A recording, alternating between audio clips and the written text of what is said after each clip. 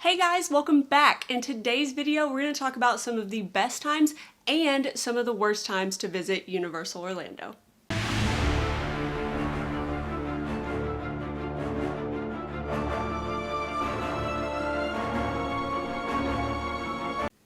If you're new here, on this channel we talk about all things Halloween, Harry Potter, and theme parks. If that's something you're interested in, go ahead and hit that subscribe button. It's right here. If you're anything like us, one of the worst things that can happen to you on your theme park vacation is you show up to the parks and they are crowded. There's long lines for rides, there's long lines for food, there's long lines for the restrooms. You're standing shoulder to shoulder with a bunch of strangers. We're married and we don't even sit shoulder to shoulder in these videos. I don't need to know your social security number, your blood type, what you ate for lunch. Sometimes you're standing so close to somebody you just become one being. It's no fun. But in today's video, we figured we'd talk about some of the best times that you can visit the parks and avoid those large crowds. Also, some of the times that you should just go ahead and avoid going to the parks because it is going to be so crowded, as well as some of the resources that we use while booking our vacations. Some of the busiest times to visit the parks is going to be around holidays. Obviously. Especially your bigger holidays like Christmas, New Year's, Easter, Thanksgiving. Yeah, and not just the holiday date, but like the weeks surrounding them. Sometimes it's the week before. Almost always like the week before, the week after. You can count on it being relatively busy during those times. But on top of those big holidays that you would kind of expect the parks to be busy, you also have to think about the smaller like Monday holidays like Memorial Day and Labor Day, Martin Luther King Day. National Burrito Day. I like that one. But people, they get that Monday off. It's a long weekend and they like to take a vacation. So the parks tend to get really, really busy, not only on those weekends, but a lot of times for a couple days before and after the weekend begins. Something to keep in mind is the parks currently have capacity limits, and they are hitting these capacity limits on like random weekends sometimes, but they are almost always going to hit them on holiday weekends. We've seen it all throughout January with Martin Luther King Day, of course, New Year's, things like that. We saw it this past week with President's Day. Anytime there's a 3-day weekend, you can go ahead and bet that the park's going to reach capacity fairly early in the morning. So when you are planning your vacation, make sure that you're staying in an on-site hotel if you want to be guaranteed access into the parks.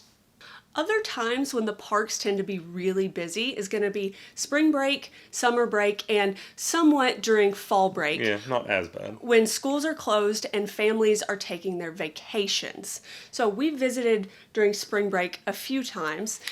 There's a wide range of when spring break dates fall for different places across the country. For instance, Anna's spring break this year, I believe, is like the second week of March. And we know people, personally, that don't have spring break until like the second to like almost the third week of April. Right. So it's just busy that whole time, really. Right, but what we've kind of noticed about visiting is that it tends to be less busy towards the beginning of that spring break season. And towards the end. Right, and so when it's the busiest is going to be when Florida schools are on their spring break. Yeah, and of course that's going to vary as well. Not all Florida schools get out for spring break at the same time. Right. But based on just, I guess, experience, we have noticed there is a definitive time where you can tell that a lot of the local schools are on spring break because it's like you'll be there on a Thursday and it's not that bad. I mean, it's busy, but it's not crazy. And then the Friday, it is just, people are everywhere. Right. So, just sort of look, if you can, at your spring break or maybe at Florida's spring break and try to avoid. I'm not telling you not to go on spring break because you've got to go when you can. Right. But maybe try to avoid, like if you have a 2-week spring break, try to pick the week that's not as busy. I don't know.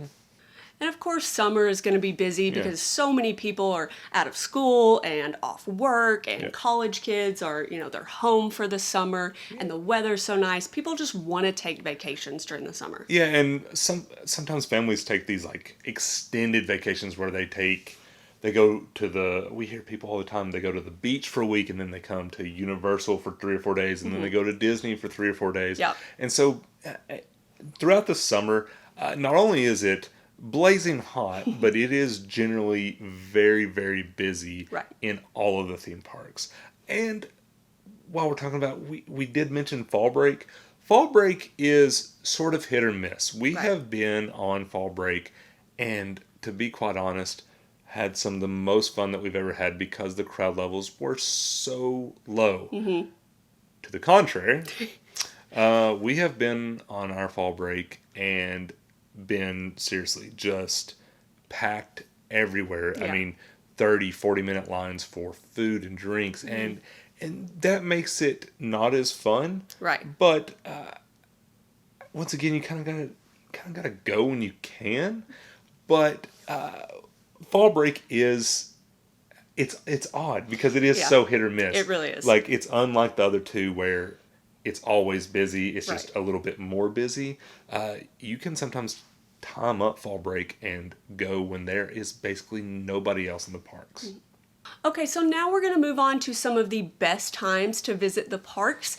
And one of the best times is going to be right after New Year's up until about when spring break starts, excluding those 2 Monday holidays. Yeah, and when she says right after, she's not talking about like January 2nd because it is still unbelievably busy, like miserably busy. She's talking more like, I don't know, the 5th, 4th, 5th, 6th, somewhere in there. Right. And then, of course, you have a Monday holiday pretty quick. But then, of course, like the last week or two and the first week or two of February are always extremely slow and great times to visit the parks.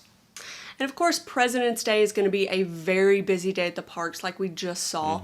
But right after President's Day, like right now through right about the time that spring break starts, which is going to be about that second week in March, is a great time to visit. Yeah, honestly, in my opinion, this little dead period is it's some of the quietest times in the parks. Like, the wait times are nothing. You can look at your app, right now, and you can probably see that most things are 5 or 10 minutes. You don't even need an express pass right now. Yeah.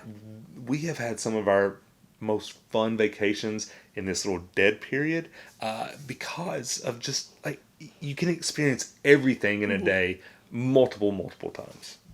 And there's also going to be a little dip in crowd levels between the end of spring break and the beginning of summer, but it's not going to be as dead as it is right now, because even though it does dip a little bit from like the peaks of spring break, when the weather starts getting nicer, it just kind of starts slowly climbing. Yeah, it's not, dead is a bad word for it, because it really, it's just, you're, like this year it's probably going to be capacity, and then like 3/4 capacity for a while, and then back up to capacity probably, I would say, almost every day in the summer this summer. Like, I really anticipate it, unless the capacity is increased. Right. I fully expect all the way into August to just be at capacity almost every day.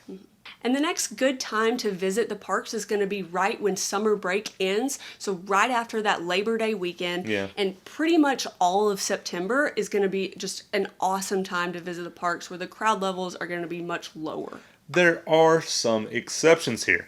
As you know, there is this special little event, you may not know about it, that Universal runs, and it's called Halloween Horror Nights. So yeah, that event does start pretty early in September sometimes. First, second week, generally like the second week. And I don't want to say it gets busy, especially in September because of Halloween Horror Nights. It just gets a little bit busier, especially towards the end of the day, because Halloween Horror Nights is an after-hours event. You'll sort of start seeing the crowds start increasing around like 1, 2 o'clock until, the event begins. And also, it sort of ramps up during that time too. September, it's not a busy time for Halloween Horror Nights or the parks in general. But as you get closer to Halloween, you sort of start seeing the crowds get bigger and bigger, especially the Halloween Horror Nights crowds, because it is such an amazing event.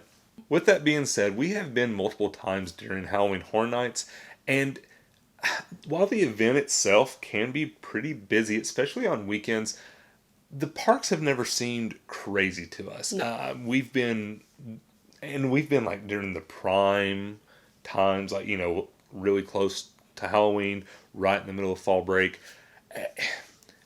It's never seemed overwhelming to me. No, it's like during the day, it's people that are there during the day to see Yeah. the parks and aren't going to Halloween Horror Nights for the most part. Yeah. And then towards the end of the night when the parks are closing and Halloween Horror Nights is getting ready to start, that's when it kind of ramps up and gets Yeah. busy for Halloween. Yeah. And of course, you're going to see another lull between Halloween and Thanksgiving, and then again between Thanksgiving and about a week before Christmas. Those are also really good times to visit the parks, and we've been and had just really great low crowd levels. Yeah. That's going to be similar to that like early January, just after the New Year's. And the great thing about visiting right after Thanksgiving is sort of like the Mardi Gras that you see right now, but that starts in February, runs through March. You're going to have like the Christmas celebration things going on in Universal. It's beautiful that time of year. Yeah, it is. So if you can ever make it during that little downtime, we highly suggest it. And like we mentioned in the beginning of the video, we do have a few resources that we use to help us determine when the best times to visit are. We say resources kind of loosely, like quotation resources. It's people that we know around the area that tell us, hey, it's really nice this time of year. Like, the weather's great. There's not that many people. Also, just sort of memory banks. Like, you remember let's book a vacation. Oh, when we went that time, it was awful. Or, oh, we had a lot of fun. But I think the best resource that we've found is Orlando Informer's crowd calendar. So Orlando Informer, every year they come out with a calendar. Yeah. And so you can look all the way forward to this December and see how busy the parks are going to be. Yeah, it's like projections that they do. Right. It's like 4 different levels. But it's always been, from our accounts, fairly accurate. So we really like to use it when we're trying to book a vacation, especially if we have like a few weeks that we're sort of like a range that we're looking at. Yeah. A lot of times we just find the least crowded time during that range, and we go ahead and book then. If you're interested in checking out that calendar, we'll leave a link in the description down below.